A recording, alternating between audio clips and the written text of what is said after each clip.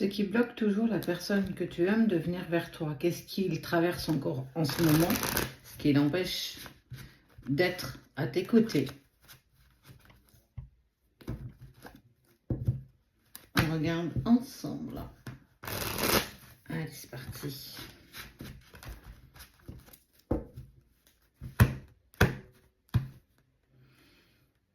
Pourtant, il y a des sentiments, hein. Pourtant, il y a de l'amour entre vous, il y a toujours quelque chose qui vous lie tous les deux, mais qui n'est aujourd'hui pas suffisant pour vous permettre de vivre pleinement votre relation.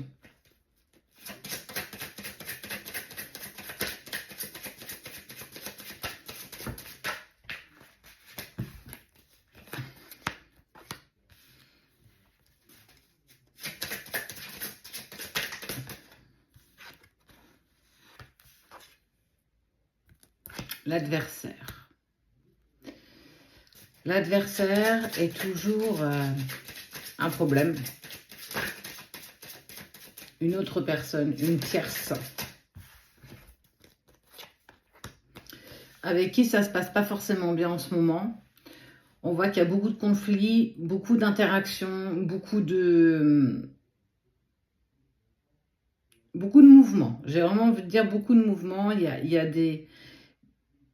La voix est portée très fort, il y a des disputes, il y a des conflits, il y a des frictions. Tout son monde est en train de s'écrouler. Tout ce qu'il est en train de vivre, tout ce qu'il avait jusqu'ici est en train de tomber petit à petit, au fur et à mesure des jours. Et pourtant, on voit que dans son intuition, il y trouve des clés. Peut-être, sans doute pour moi, la solution pour lui ou pour elle, qu'à un moment donné, il va falloir prendre une décision et arrêter. Arrêter quelque chose qui n'est plus en accord avec lui, arrêter tout ça en fait.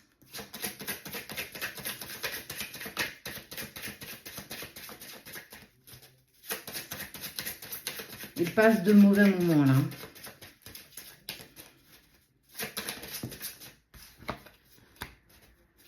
Ouais, le changement, tu vois, c'est ce que je te disais. Il commence à comprendre que c'est en actant le changement que les choses vont pouvoir se mettre en place. C'est en actant certainement à un moment donné la fin de cette relation, la fin de ce qu'ils ont construit, parce qu'on n'avance plus, on n'évolue plus, on est tout le temps sous pression, conflit, dispute, friction.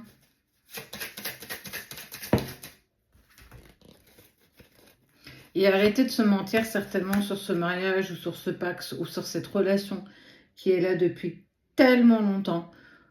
Il faut qu'on arrête. Il faut vraiment qu'on arrête tout ça. Il sait que ça fait partie de l'ordre des choses et qu'il a besoin surtout de se retrouver pour prendre les bonnes décisions. Il n'est plus du tout dans quelque chose de bienveillant. On n'est plus sur on essaye de sauver ce qu'on peut. On n'est clairement plus là. Chaque jour est fait de conflit. Tous les jours. Il n'y a pas un seul moment, en tout cas, il n'y a pas une journée qui passe sans qu'il n'y ait pas un conflit avec la tierce. Est-ce que parce que tu en es responsable? Est-ce que parce que ton prénom sort lors d'une dispute? Est-ce que c'est simplement eux et que plus rien ne fonctionne?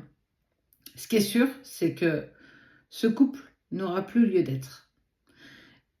Et il prend conscience qu'il faut arrêter de se mentir. Il faut arrêter d'espérer ou de croire que tout peut s'arranger. Et on voit bien qu'avec la tierce, ça n'est pas possible. Ça, c'est une des raisons pour lesquelles il n'arrive pas à venir vers toi. Parce que là, il est vraiment au bout de quelque chose et il faut le régler. Et tant que ça ne l'est pas, il peut pas. Enfin, il n'est pas libre de faire ce qu'il veut. C'est douloureux. Pour lui, c'est douloureux pour la tierce. Et en plus, il y a des enfants. Donc là, on est vraiment sur un essorage à 1400 tours minute. Et c'est douloureux. Pas douloureux parce qu'il ne s'aime plus, douloureux parce qu'il faut prendre une décision. Douloureux parce qu'on sait qu'il y aura des conséquences face à tout ça. Et que jusqu'ici, il repoussait cette échéance-là.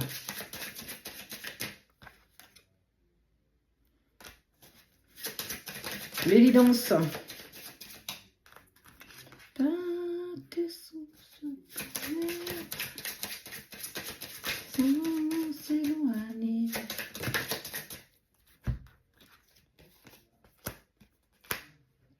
Et il sait hein, qu'il a sacrifié beaucoup de choses par rapport à vous deux.